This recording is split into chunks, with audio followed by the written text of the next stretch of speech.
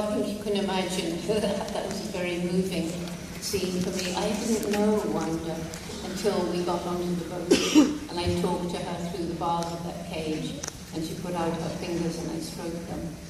And the guys there were more or less in tears, and they said, she knows. She seems to know that but for this lady, I wouldn't be getting my freedom. So it was tremendously moving. And she sort of expresses what I feel. We own these chimpanzees. We see from her how deep is her feeling. She's now rejoined the other chimpanzees on the island. They were kept away that day so she could get her bearings on the island, but now she's part of a group. There's 17 of them there now, and many more to join them later. One thing has become very clear as I travel around in, as I say, different countries of the world, talking about what's happened in the world, is that I meet many young people, like many of the students here today, who look at the future and are concerned by what has happened to this planet. And I think everybody here, your university town, you know what we've done. You know about the destruction of the forests and the shrinking of fresh water supplies. You know about the harmful chemicals that are sprayed onto the food, the crops that we eat. You know about the reckless burning of fossil fuels that is releasing more and more CO2 into the atmosphere.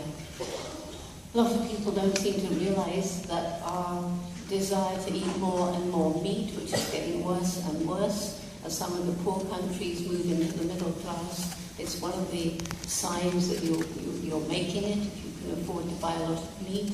And so whole huge areas of forest, I've seen it with my own eyes, are cut down to grow grain, to feed the livestock or to provide grazing.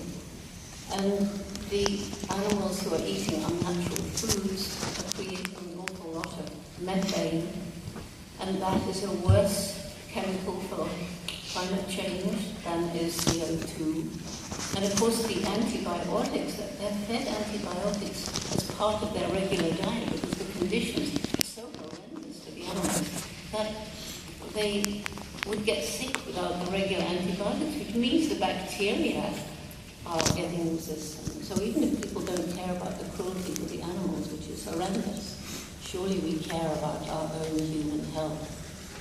So I actually was given this little creature. It's a cow with apparently a poodle's tail, but anyway, I was given it in the dairy cow county in Wisconsin. And I was going to give it away, and I thought, no, this is cow, and cow is speaking out for the horrible cruelty of our intensive farms. And she has to work quite hard, actually, but she's okay. So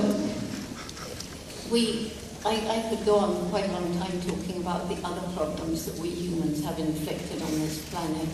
We have to consider our growing human populations. We have to consider crippling poverty on the one hand, and we have to consider the unsustainable lifestyle of so many other people on the other.